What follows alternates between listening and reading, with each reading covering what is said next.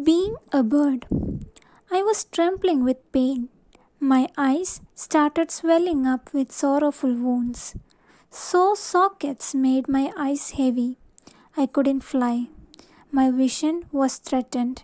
Somehow, I reached a place where I could see half 180 degree of surroundings with my mosaic vision, and perhaps thought it could be a cottage. I sat on the pool with a stand but later realized that I was sitting on a bird bath. That relieved me. I slowly dipped in my head into it and lifted up. Alas, my eyes went burning. Both started burning to its peak. I didn't know what to do. I started weeping and cried in my endless voice. I was confused where to go. I think the water in the bath was somehow contaminated. I cried and cried until I thought death was better. Suddenly, a hand took hold of me softly. It didn't press me hard, but it was a tight grip. As of then, I became sure that it was not a predator, and even if it was, I don't mind because I was already ready to die. I felt I was lifted to somewhere else. A hunch of humidity touched me. I could feel it. I was laid on a table. From the overall sustenance, I figured out it was an operation table. Ouch! A sudden pricking made me ache. That was an injection, probably.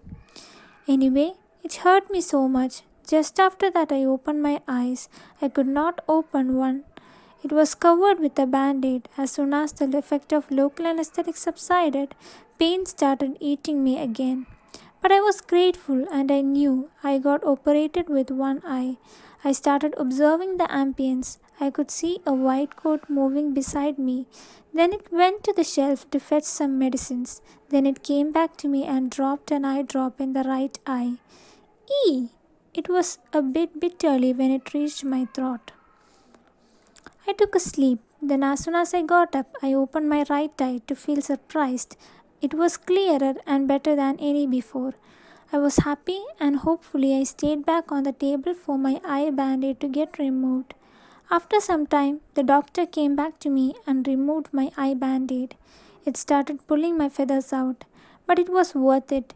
I could see everything fantastically now. I started communicating in my own language to the doctor to express my gratitude, yet he did not understand what I was speaking.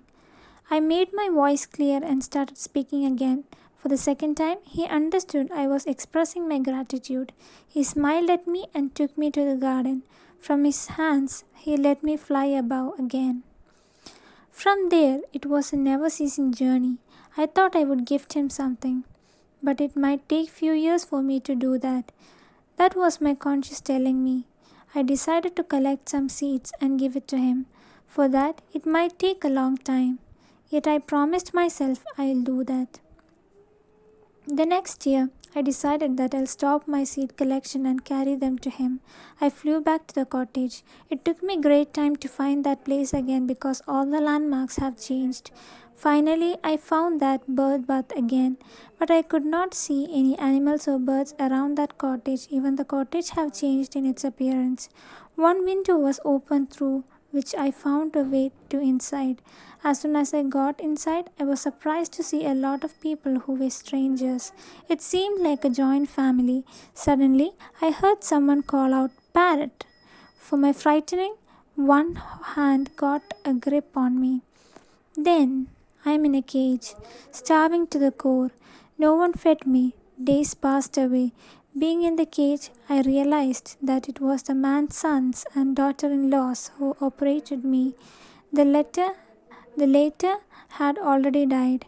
As per the laws of inheritance, the cottage was now in the name of his children. They were no in love for animals, for I couldn't see any outside when I entered. Earlier, the first time I entered with hurtful eyes, it was like a jungle. Thankfully, I died. Now I am in heaven. Death was better, I thought. I being denied freedom. I am with my life saver now. I am writing this letter to the world to know how different humans in their perspectives are. Some live to give life, some the opposite.